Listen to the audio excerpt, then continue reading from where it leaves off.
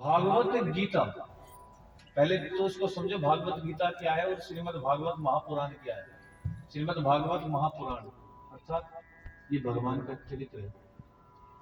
भागवत महापुराण वो है जिसमें भगवान ने लीलाएं की, और भागवत गीता वो है जो महाभारत में भगवान ने अर्जुन को ज्ञान दिया। ये श्रीमद् भागवत गीता और श्रीमद् भागवत में अंतर है।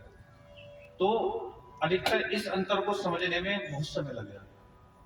तो पहले तो ये मन में भी जो होता है कि हम श्रीमद् भागवत गीता समझे, भागवत गीता, और भगवान ने इसमें केवल अर्जुन को ज्ञान दिया है अर्थात। और श्रीमद् भागवत महापुराण वो है जिसमें भगवान की लीलाएं। ये श्रीमद् भागवत कथा है, वो श्रीमद् भागवत गीता है, और गीता और कथा में बड़ा अंतर है। तो पहले तो उसको अंतर को समझेंगे। दूसरा हम कुछ लोग जब कथा सुनते हैं कहते हैं कि भगवान का विवाह रुक्मिणी के संग, लेकिन प्रेम तो राधा जी से किया करते थे, तो राधा जी के संग की विवाह नहीं।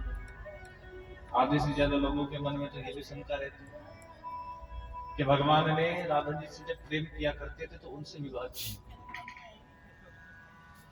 पहली बात तो अगर राधा नाम की चर्चा करें तो जीवन पर्यंत भी अगर बीत जाए तो भी राधा महत्व का पार व्यक्ति नहीं पा सकता, राधा को नहीं जान सकता। यदि अगर जीवन भी बिता जाए, चाहे कितना ही राधा के विषय में जान ले, लेकिन राधा वो तत्व है जिसके विषय में जानना बड़े ऋषि मुनियों ने भी जिसके विषय में जिसका पार नहीं पा पाए, वो राधा है। और राधा कहते हैं देखो, विवाह की यदि अगर हम बात करें तो विवाह के लिए आवश्यकता होती है दो व्यक्तियों की। किनकी? जब दो होते हैं तभी तो विवाह होता है। लेकिन वहां पर जब दो व्यक्ति हो तो विवाह होना, लेकिन जब एक ही व्यक्ति है तो विवाह कहां से हो? अर्थात राधा कौन है? भगवान का तत्व ही तो राधा है, अर्थात भगवान की आत्मा ही राधा है। और शरीर और आत्मा का संबंध हो सकता है, लेकिन विवाह करने के लिए दो व्यक्तियों की आवश्यकता पड़ती है। तो पहले तो दूसरा, तो इसलिए भगवान का जो विवाह, भगवान की अर्धांगिनी कौन है? लक्ष्मी जी। तो लक्ष्मी जी के संग, अच्छा लक्ष्मी रुक्मिणी कौन है? कौन है? लक्ष्मी। तो भैया विवाह किसके साथ होगा भगवान का? आत्मा के साथ या धर्मपत्नी के साथ? तो अब पहले दूसरा प्रश्न ये अपने, अब लक्ष्मी की अगर हम बात करें, मैं एक अगर लक्ष्मी की बात यहां पर आई है तो मैं एक बात आप सभी से जरूर कहना चाहूंगा। बोलिए बांके बिहारी लाल की। लक्ष्मी जो होती है,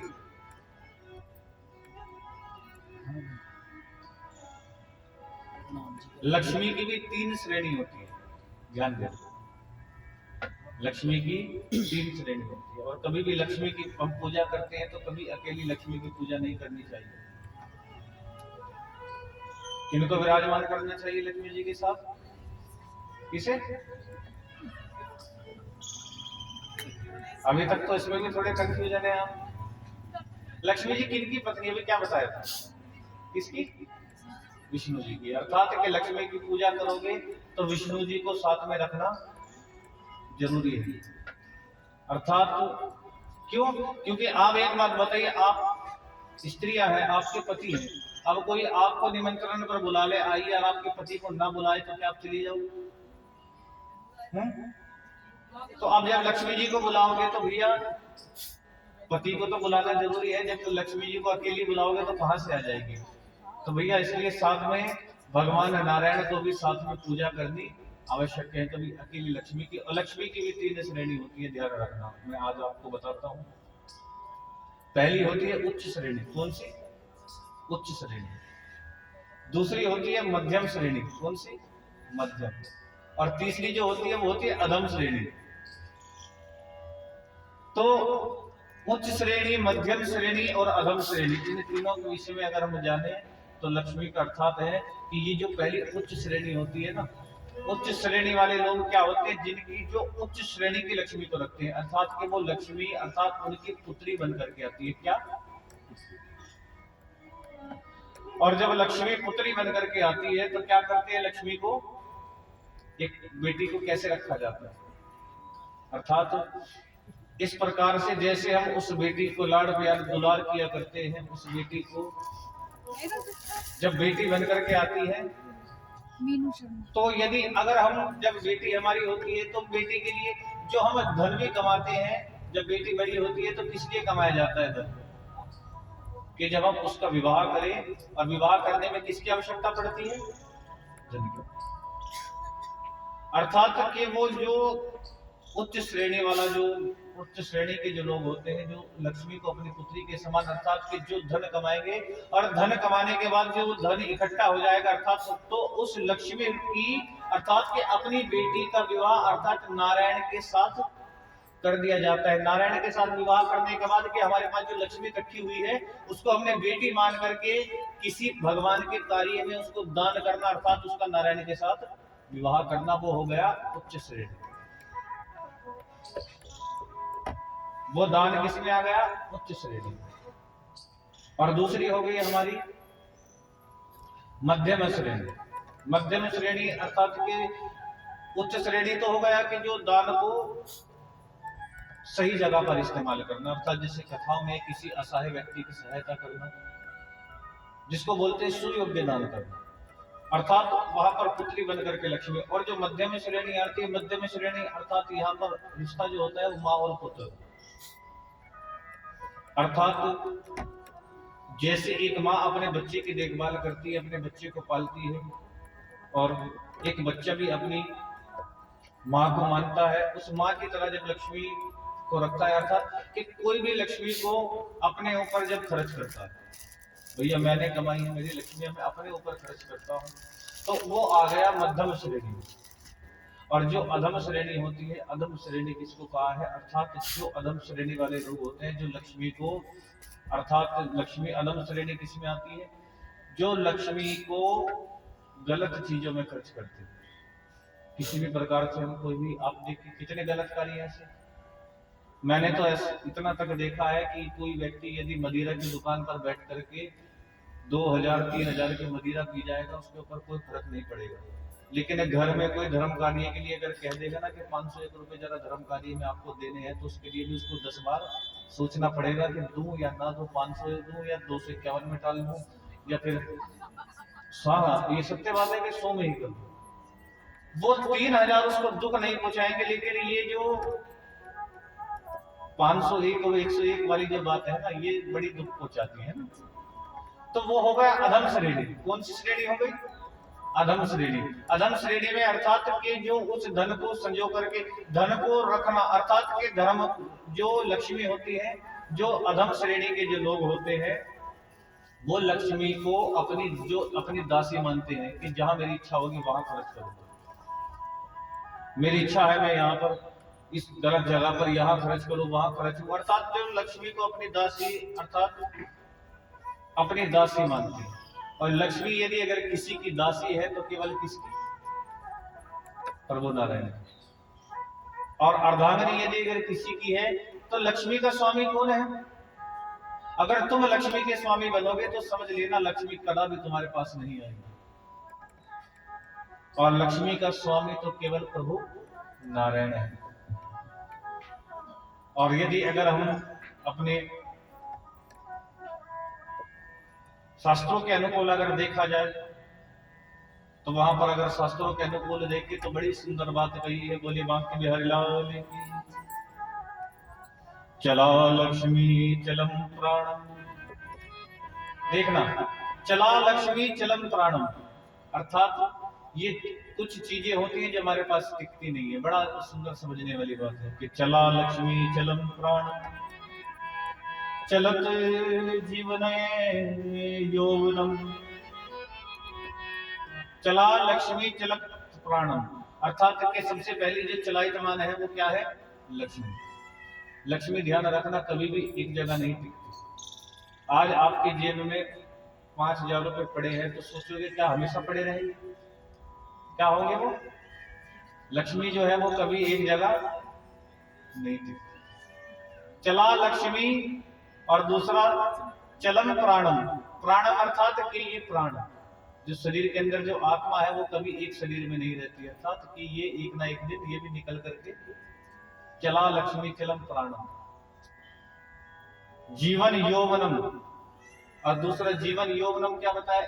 तो तीसरा बताए यौवन, अर्थात यौवन क्या होता है? यौवन को तो समझते हो, युवा अवस्था। हम सोचे कि हम युवा रहेंगे, बुढ़ापा ना आए, तो वो क्या टिकता है? सदैव आदमी युवा रहता है, क्या आ जाता है फिर? बुढ़ापा। तो यौवन अर्थात कि ये तीन चीजें होती है, ध्यान रखना। वैसे तो संसार में एक नहीं अनेकों ऐसी चीजें हैं जो चलायमान होती हैं, लेकिन इनको यदि अगर हम सही दिशा में और सही चीज में इस्तेमाल करें और सही चीज पर लगाए, तो समझ लेना वो लक्ष्मी भी हमको अथा फल दे करके जाती है। और एक बार कहते हैं ना कि जो वैश्य समाज होता है, वैश्य समाज पर कहते हैं ना लक्ष्मी की कृपा होती है। क्यों होती है ये तो आप सब भी जानते होंगे ना, बताने की आवश्यकता नहीं। वैश्य समाज पर लक्ष्मी की कृपा क्यों होती है? क्यों? क्योंकि वो जो अपनी लक्ष्मी होती है, जो धन को होते हैं, वो सदैव सदुपयोग करते हैं। अच्छी चीजों पर अपने धन को यदि अगर खर्च करोगे तो समझ लेना कि लक्ष्मी की कृपा आपके ऊपर सदैव बनी रहेगी, और प्रभु नारायण की कृपा भी आपके ऊपर सदैव बनी रहेगी। बोलिए बांके बिहारी लाल की, सदगुरुदेव भगवान की। और यहाँ जो रुक्मणी जी है वो किनका स्वभाव है? लक्ष्मी जी का। अर्थात के नारायण का विवाह किसके संग हुआ? लक्ष्मी के संग, और इसलिए उनको लक्ष्मी नारायण कहा गया है। और लक्ष्मी नारायण प्रभु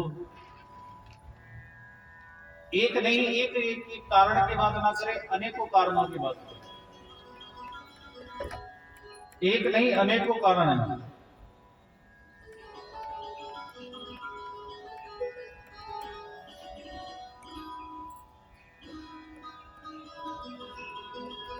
और केवल लक्ष्मी के ही संग नहीं, हम भागवत को भी उठा करके देखते हैं तो भागवत में भी अनेकों विवाह भगवान के आते हैं। भगवान के अनेकों विवाह, जिसमें प्रथम तो हमने कल श्रवण किया किसके संग हुआ, और दूसरा जो भगवान का विवाह हुआ, दूसरा भगवान का विवाह हुआ जामवंती के संग। ये जामवंती कौन है? ये जामवंती जी की पुत्री है, और ये जामवंत वही रामायण वाले जामवंत जी है।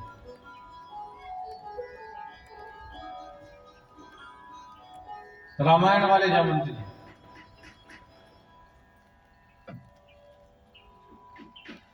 और परीक्षित ने सुखदेव जी से पूछा कि अब मैं आपसे जानना चाहता हूं, ये बताइए, अभी आपने जामवंत जी के विषय में जामवंत कहा और जामवंत जी का जिक्र अभी आपने किया, तो मैं जानना चाहता हूं कि जामवंत जी की पुत्री का विवाह भगवान द्वारिकाधीश के साथ कैसे हुआ? वो त्रेता युग की बात है, ये द्वापर की बात है, पूरा एक युग का फासला है, तो कैसे विवाह हुआ? और तो यहां पर बताया कि जो द्वारिका थी, द्वारिका के अंदर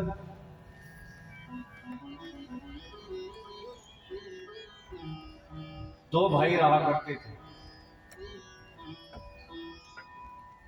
सत्यजीत और प्रसेनजीत। और ये जो दो भाई है ना, इन्हें दो भाइयों ने जिन्होंने खूब तप किया, और तप करने के बाद सूर्य भगवान ने इनको एक मणि दी और कहा कि भैया इसका नित्य प्रति पूजा करने से आपको सोना प्रदान करेगी।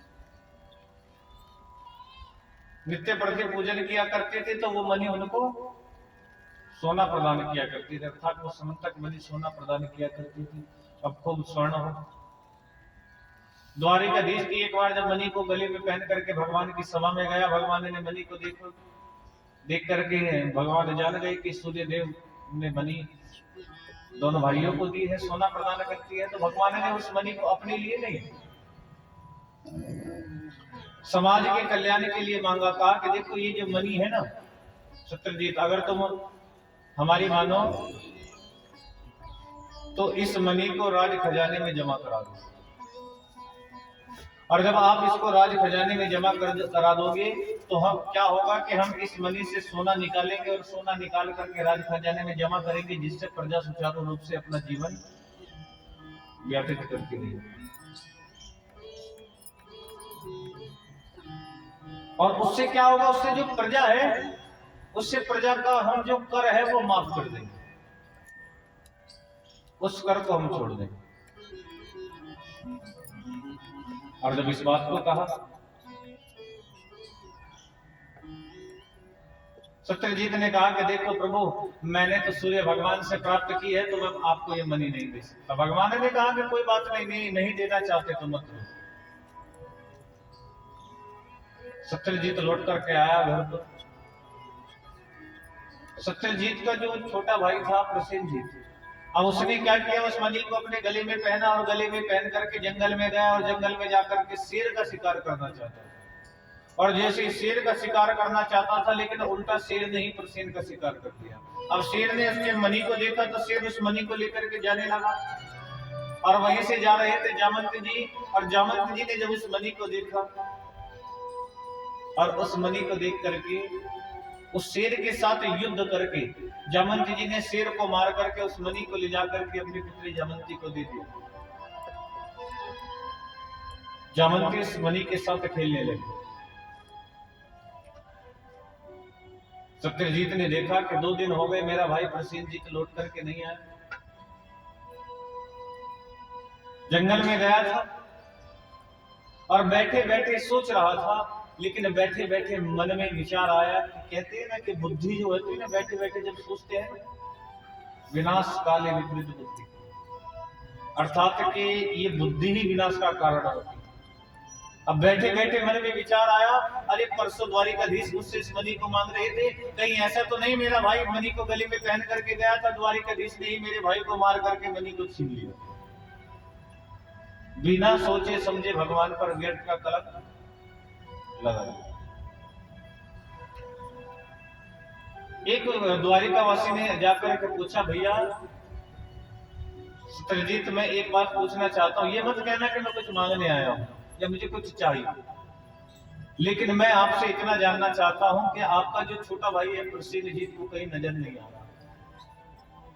अब उसने कहा कि देखो भैया, मैं बताना तो नहीं चाहता, लेकिन जब तुम पूछ ही रहे हो तो मैं बता ही देता हूं। और देख, मेरी एक शर्त है कि मैं तुझे को बताऊंगा, लेकिन तू किसी को मत बताना। अब किसी बात को अगर फैलाना हो ना, तो किसी को बता करके ये कह देना, किसी को मत बताना। समझ लेना, अपने आप क्या होगा वो चारों ओर। तो यहां पर कहा कि देखो भैया, तो किसी को मत। उसने कहा ठीक है भैया, नहीं बताऊंगा। अब उसने कहा कि भैया, द्वारिकाधीश ने मेरे भाई को मार करके मणि को छीन लिया।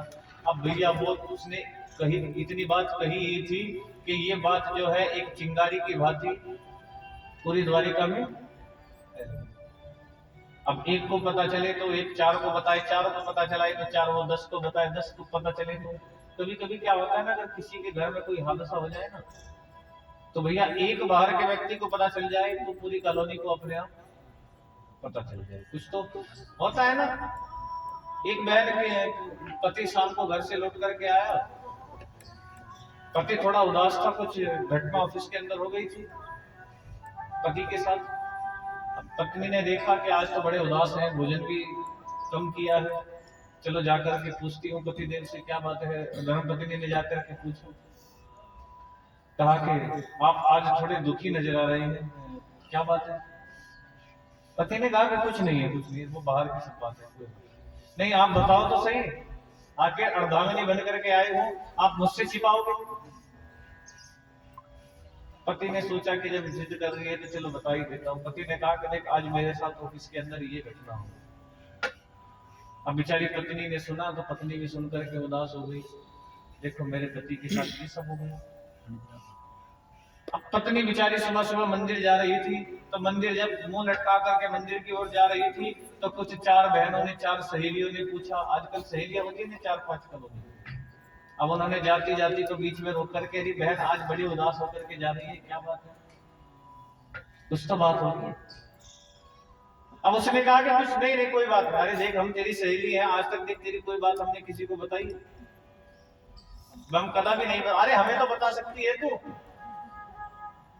अब इसने कहा कि देख बहन, मेरा पति जो था, जानती है ना कितना सीधा, आज मेरे पति के साथ ऑफिस में कल भैया ये घटना हो गई। अब उन 4 ने सुना तो भैया वो 4 सुन करके एक कथा में जा रही थी, कहीं पर भागवत कथा हो रही थी।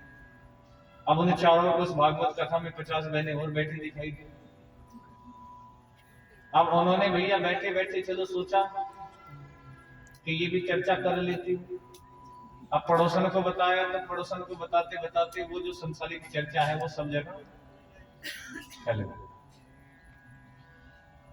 अब इसके पीछे भी कारण है, इसके पीछे भी रीजन है, कारण छिपा हुआ। आपसे बताएं कारण क्या है।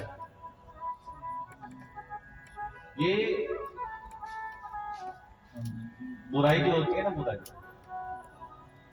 बुराई को फैलने में समय नहीं लगता, क्योंकि ये बुराई थी, किसी की बुराई थी इसलिए चारों ओर फैल गई।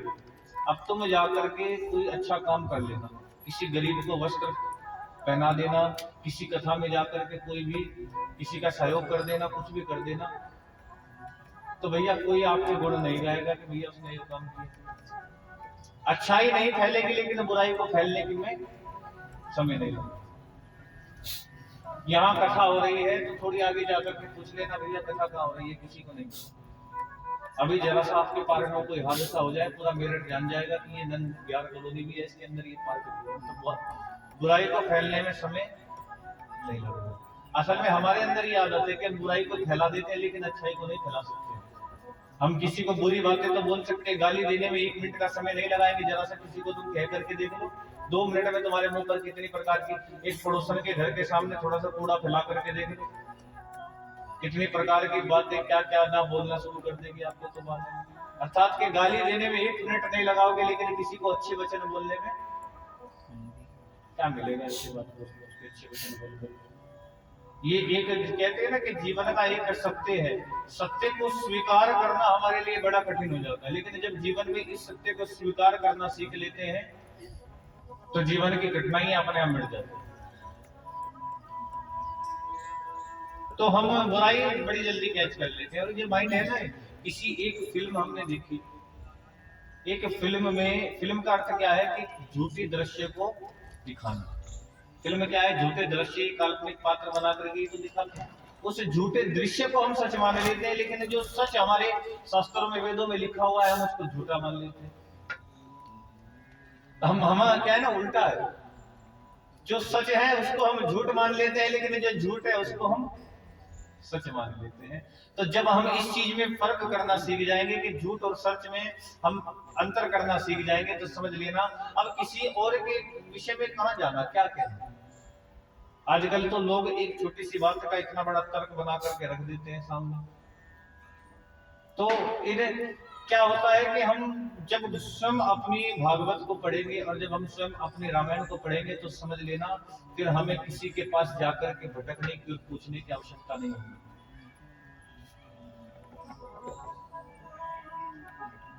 अब ये बात पूरी द्वारिका के अंदर फैल गई। अब भैया एक द्वारिकावासी से दूसरे को पता चली, दूसरे से तीसरे को पता चली, तीसरे से चौथे को पता चली। अब इस तरह जैसे एक जरा सी आप गुड़ की डेली अगर नीचे फेंक दोगे या थोड़ा चीनी सी फैला देना, तो जो चींटियां है ना, अपने आप एक को पता चल जाए तो सबको खींच करके ले आती है। इसी प्रकार से होता है, ये भावना होती है बुराई की। और एक नहीं, अनेकों भावनाएं।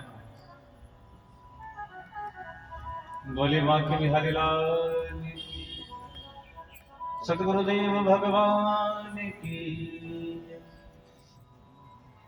तो जब ये भाव और ये भावना आपके मन में आने लगी और जब इस चीज को आप समझने लगे, तो समझ लेना कथा सुनने का भी कोई लाभ हुआ। आज सप्तम दिवस है, तो कल कथा समापन होने के बाद भी आपको ये कथा याद आने लगे और भगवान की कथा की याद आने लगी, तो समझ लेना कि आपका कथा सुनना भी सफल हो गया है। और एक बार कथा सुन करके जब दोबारा कथा सुनने की जिज्ञासा हो, तो समझ लेना प्रभु की कृपा होनी भी प्रारंभ हो गई है। अन्यथा तो देखो, जब तक यहाँ बैठे हैं हम अपने अध्यात्म जीवन को अनुभव करते हैं, लेकिन पंडाल से यहाँ से घर जाने के बाद फिर जाकर के हम संसारिक भोगों को भोगना प्रारंभ हो गए। फिर सब कुछ अपने दिमाग से, जैसे एक मेमोरी होती है ना, सब कुछ डिलीट हो जाता है, फिर उसके बाद दोबारा से भरना। अब जैसे मेमोरी डिलीट हो जाती है, फिर कथा में आकर के हम उसको भरते हैं, फिर जाकर के वो क्या हो जाते हैं, फिर उसको जाकर के रिफ्रेश मार देते हैं, फिर डिलीट हो जाती है। इसी प्रकार से उसको डिलीट नहीं करना है, उस डाटा को सेव कर करके रख लेना। तो ये श्रीमद् भागवत कथा सप्तम, जिसमें अब यहाँ पर हम कथा श्रवण कर रहे थे कि बुराई चारों ओर फैले। अब भगवान देखो कह तो दिए, पीछे पीछे कहते ना कि आजकल पीछे बोलने वाले बहुत मिल जाते हैं, पीछे बोलने वाले बहुत मिल जाते हैं। और आजकल तो हम देखते हैं बड़ा, हमने शायद आपको पता होगा या नहीं पता होगा, आजकल भगवान और धर्म, सनातन धर्म और भगवान पर सवाल खड़े करने वाले अनेकों खड़े हो जाते हैं, बड़े मिल जाते हैं। आजकल चर्चाओं में भी है कि सनातन धर्म के ऊपर सवाल उठाना।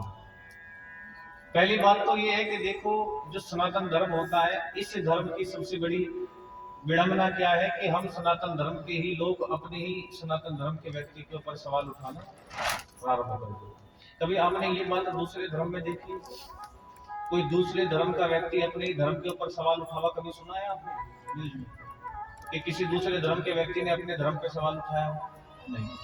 कि क्या होता है कि हम लोग कहते हैं ना कि मैंने एक वीडियो में देखी थी, तो उसमें एक दो साइंटिस्ट थे, उन्होंने कुछ बंदरों को एक कुएं में छोड़ दिया और वहां पर एक सीढ़ी लगा दी, जैसे एक चढ़ने की कोशिश करे तो दूसरा उसकी टांग पकड़ करके नीचे खींच दे, अब तीसरा चढ़ने की कोशिश करे तो चौथा उसकी टांग पकड़ करके नीचे खींच दे। तो इसी प्रकार से अगर कोई ऊपर चढ़ना भी चाहता है, कोई उस धर्म को आगे लेकर के भी चलना चाहता है, तो हमारे धर्म के 4 लोग कुछ ऐसे होते हैं जो उसकी टांग पकड़ करके नीचे खींच दे। तो ये होती है बंदरों की लड़ाई, है ना? और आपने बंदरों की लड़ाई के विषय में सुना? ऐसे ही जो बिल्ली होती है ना, एक बिल्ली को एक रोटी मिल गई, 2 बिल्ली थी, एक रोटी उनको प्राप्त मिल गई कहीं से पड़ी हुई। अब दोनों ने झगड़ना शुरू कर दिया, उसने कहा कि मैं खाऊंगी, दूसरे कहने लगी मैं खाऊंगी। अब उनमें झगड़ा होने लगा, वो बिल्ली के मैं खाऊंगी, वो कहने लगी मैं खाऊंगी। अब तो वो अपनी समस्या को लेकर के एक बंदर के पास गई। अब बंदर के पास जाकर के कहा, बंदर से कहा कि हमारी समस्या एक रोटी है और खाने वाले 2 है, तो इसको कैसे खाएं? बंदर ने कहा कि एक काम करता हूं, देखो इस रोटी को, ये जो रोटी है ना, अब एक रोटी खाने वाले 2 है, तो एक काम करता हूं कि आधी रोटी मैं खा लेता हूं। अब बंदर ने क्या किया, उस रोटी में से आधी रोटी खा ली। अब आधी रोटी खाने के बाद बिल्लियों ने देखा, कहा कि ये तो आधी रोटी बची। बंदर ने कहा कि अब इस आधी रोटी का लेकर के क्या करोगे, मैं इसको भी खा लेता हूं। अब क्या किया, उस पूरी रोटी को वो बंदर, अब बिल्लियां खड़ी होकर के सोचने लगी तो हम क्या करें, इससे अच्छा तो हम ना ही जाती, आपस में वही बांट करके खा लेते तो अच्छा। इसी प्रकार से हम हिंदू हैं और हमारा धर्म है, क्योंकि हमको सही समझाने वाला, सही अच्छी राह दिखाने वाला मार्ग, हम लोग क्या करते हैं, हम दूसरे की बात पर विश्वास कर लेते हैं, लेकिन अपने खुद की किताब उठा करके हम पढ़ना मुनासिब नहीं समझते। हम खुद ही उठा करके पढ़ लें। हम किसी उपाय को लेकर के किसी के पास जाते हैं, किसके पास जाते हैं? अपने किसी इष्ट के या गुरु के जाते हैं, अब समस्या को लेकर। वो समस्या सुलझाता है किससे? भगवान से प्रार्थना। वो किससे प्रार्थना करता है? भगवान से। भगवान से प्रार्थना करके आपको प्रदान करता है। और आप अगर आप वहां ना जाकर के आप खुद ही भगवान से प्रार्थना करो तो कितना अच्छा रहेगा, है ना? आपने अगर आप बिजनेस की भी बात लें तो एक क्या होता है, कंपनी होती है। कंपनी से क्या होता है कि रिटेलर माल उठाता है ना? कंपनी से अगर वो चीज 10 की है तो रिटेलर उठाएगा तो वो कितने की हो जाएगी? 20 की। रिटेलर जब होलसेलर को बेचेगा तो वो कितने की हो जाएगी? कितने की? 30 की। होलसेलर जब सेल्समैन को बेचेगा तो कितने की हो जाएगी? 40 की। 40 से अब वो दुकानदार को बेचेगा कितने की हो जाएगी? 50 की। और दुकानदार तुमको कितने की देगा? कितने की? वो तो आप खुद समझदार हो। तो ये पढ़ने की साइंस की बात हो गई भैया। साइंस को भी अगर इधर से चाहे, कहते हैं ना भैया, कान चाहे इधर से पकड़ो या इधर, लेकिन कोई समझाने वाला सही नहीं। तो इसी प्रकार से हम समझे तो वो कितने की होकर के पहुंचती है हमारे पास? खाने वाले आपको बहुत मिल जाएंगे, लेकिन खिलाने वाला संसार में बहुत कम मिल जाएगा। इसलिए सर्वप्रथम यहाँ पर कहा गया है कि हम स्वयं उस परमात्मा से घर में बैठ करके प्रार्थना करें, तो उससे अच्छा सनातन धर्म और अपना धर्म के अपने भगवान के प्रति आस्था करना और कुछ नहीं। ये भी क्या होता है, हमारा काम है समझाना, लेकिन समझना ना समझना वो किसके हाथ में होता है? वो आपके हाथ में है। आप कहाँ तक इसको समझे, कहाँ ना समझे। अब मैंने तो देखा है, कुछ तो के सुनते हैं, अरे बड़ा अच्छा हुआ, ठीक, कहा, बहुत अच्छी बात कही। घर पे जाकर के जो भी हमने कुछ सुना था, आधे तो कथा में से उठ करके यही कपड़े कपड़े झाड़ करके, प्रभु तेरा तुझको अर्पण क्या लागे मेरा, और यही सब कुछ छोड़ करके हम तेरा ज्ञान तुझको ही अर्पण करके जाते हैं, वो हमें कुछ नहीं चाहिए, है ना। अर्थात एक बात है यहाँ पर कही जाती है ना, कि हम हमारे शास्त्रों के अंदर भी कहते हैं,